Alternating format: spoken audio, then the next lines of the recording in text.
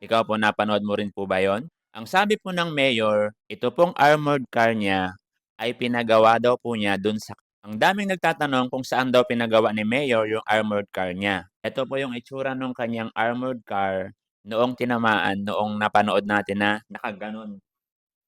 Ikaw po, napanood mo rin po ba yon? Ang sabi po ng mayor, ito pong armored car niya ay pinagawa daw po niya dun sa kalbo. Ang pangalan noong pinagawa niya ay King Panda sa Maynila. So yan po, diyan daw po niya pinagawa yung kanyang armored car sa King Panda. Ngayon nalaman niyo po yung mga impormasyong ito, huwag po ninyong kakalimutan na i-share ang video na ito para makatulong din po tayo sa iba. Katulad ko rin po nung malaman ko po yung mga impormasyong ito, sinishare ko rin po sa inyo bilang pagmamalasakit.